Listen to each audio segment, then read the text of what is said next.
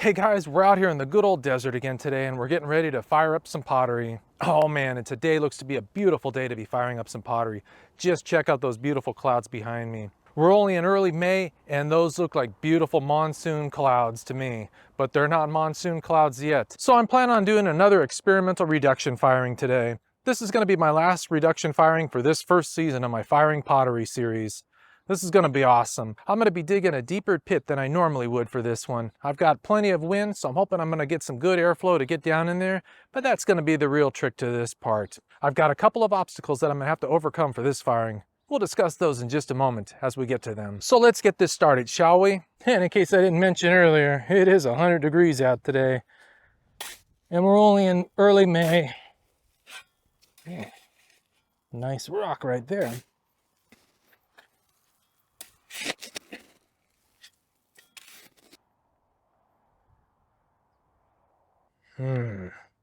Well, I probably should have went a little bit deeper, but I think that's going to work pretty well. And that's going to lead us to our first obstacle for this reduction firing today, the sand. Oh boy. Firing in a sandy environment is probably the worst thing you could do for a reduction firing because there's so much aeration in the soil. And what that basically means is there's going to be a lot of air that's going to be able to flow through that sand because there's so many bubbles and it's so coarse, it's not finely compacted like dirt would be. So if you're planning on doing this and you want to get some really good results, I imagine dirt's the way to go. Unfortunately though, if I try that out here with half of this stuff so dead, there's a good chance I'll have a wildfire on my hands in no time. So I've got to use some sand in a nice spacious area to help prevent those wildfires from starting. All right, got all my scrap wood in here. And there we go. Ooh. All right, we'll just let that do its thing. I'm gonna go get my pottery and put it on the side here to warm it all up as well. I almost forgot about that step. So let's go do that right now. So I brought a bunch of cover sherds finally for once today for this particular type of firing. This will come in handy.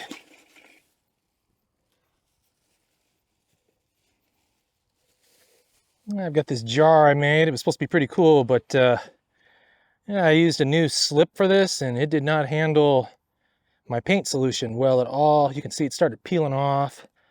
Looks terrible. But I'm still going to fire it anyway. I was not planning on firing this early. This is the worst time of the day. Between noon and 3 p.m. out here in Arizona for any kind of outdoor activities with the sun. But the weather forecast said it might storm later today, so I wanted to get this knocked out of the way before the wind starts to really kick in. And this scoop doesn't turn out cool except for it dried and I got some weird cracks on it. I've never had a scoop dry with some cracks on it before. It must have been leaning up against some stuff. These two guys are from a prior reduction firing experiment that did not go well.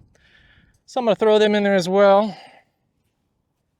Might be their time to shine.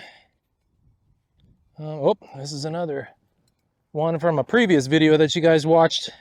I'm going to see if I can't get that to come out any cleaner in this firing. And here's my new scoop that I made. And I've got another new scoop right here.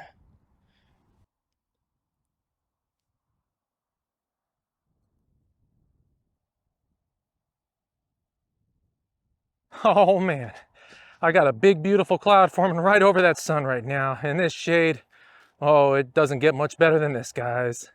All right, so that's about how I decided to stack these. Let's put some cover sherds on this now.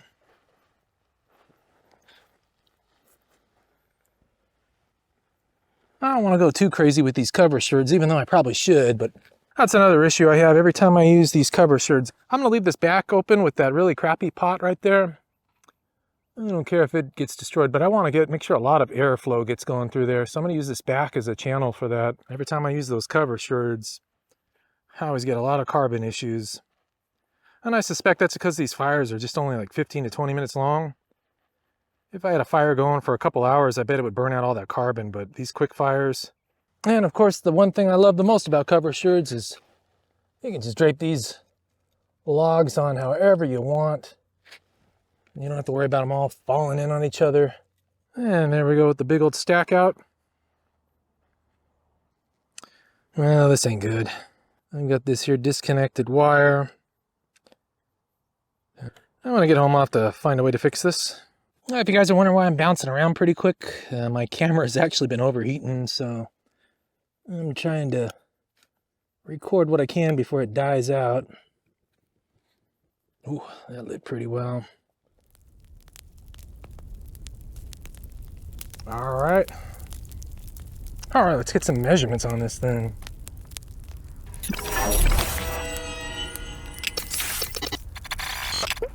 It's going pretty well here now. Nice.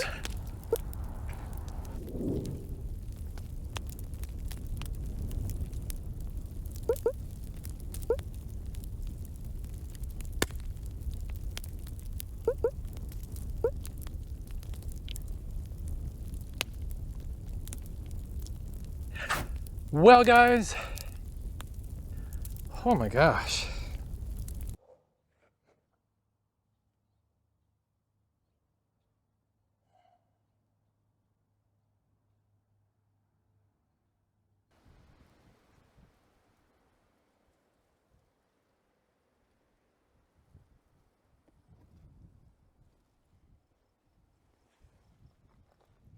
Well, the old camera finally decided to cool down after about an hour and a half. Boy, that thing really went crazy. Unfortunately, because of this, I lost quite a bit of footage for this firing. But then I also started to overeat too. I got a little bit wild, so I had to sit down for a while, splash some cold water on me, and wait for myself to cool down. That's definitely something important you want to remember whenever you're hiking in the desert or exploring or anything. As I mentioned, I did pick the worst time of the day to go. But this storm, you can see this wind, it's beautiful out right now. Oh boy. So my goal when I was smothering everything was to let it cool for about 3 to 4 hours. Unfortunately, I won't be doing that because as I was scrambling to smother that fire, I noticed most of the jars in the scoop was all kind of a light gray to a darkish medium gray.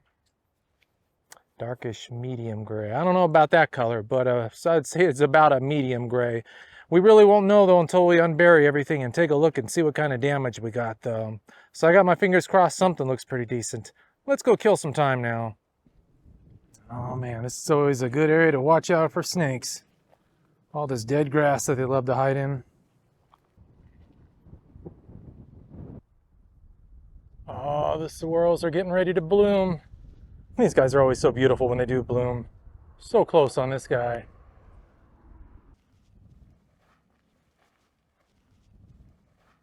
Well, that was about the weirdest thing I've seen. I don't know what was up with that bird. All right. Well, it is absolutely beautiful out here. Since I've got some time to kill while waiting for that pottery to cool down, I figure I'm going to set up a quick time lapse of these beautiful clouds right here behind me. Oh man, they are awesome.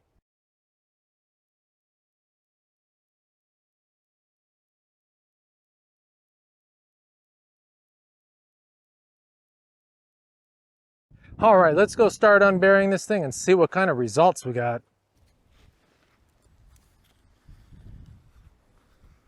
Huh. That is weird. That is actually really weird. The white part, which would have been on the ground like that, and then you've got your scoop part here, turned out gray. And that is a mystery right there. Wow, but look at the black on those. Oh man, I don't even know what to think right now. This is some wild stuff. Oh man, check this out. This looks like death on the outside. Look at that on the inside. That is some white right there. Oh, it could have been a little bit whiter, but I'm pretty happy with that one. This is a refiring of one that I did a while back, and it was a lot grayer when it went in, and now it went out white. Very strange though. Like I said, my temperature hit about 950 in that range and then tapered down to the upper 800s. So I had a good hot firing. I just had a lot of carbon for some strange reason. Let's get the rest of these out. It don't get much grayer than that one. I'm really surprised that one didn't turn out whiter because that was the one that was really exposed to a lot of air. Come on, my friend. Oh. Ooh. Whoa. I knew this guy got hot. Wow. He died. But look at that white. So maybe it is a issue with my cover sherds. Because look at that. This was the one that was really exposed. So this would have been the side that was facing inside with all the cover sherds. And this would have been the side that was facing... Wow, that thing got demolished. But just look at those blacks, guys. That is... Oh, and that ring. Look at that black. That is beautiful. Wow, that is... Look at the destruction, too. And there we got my little baby scoop. Oh, it turned out kind of gray, light gray, white on the inside, kind of. Well, I'm pretty happy with this cute little guy right here. Oh, man. Well, this one's a neat one. So this is my refiring right here of this jar. Well, he turned out really beautiful, except for, I think he came out a little darker than when he went in. But the blacks came out even blacker this time. Look at that. That's beautiful. Uh-oh. This ain't good. And this is my refire scoop. The beauty about these things, since it uses that hematite paint, you can refire these as many times as you want. And it definitely came out a lot whiter. That is beautiful. But it's gonna need another cleaning. Oh, look at that, that came out worse than when it went in. I can't even tell what that is anymore. Wow. Well, my friends, that sure was an awesome day. I probably look like a hot mess right now. It went from 103 down to a beautiful 92 right now. And this breeze is just lovely. And I got some wild results. Boy, I don't know.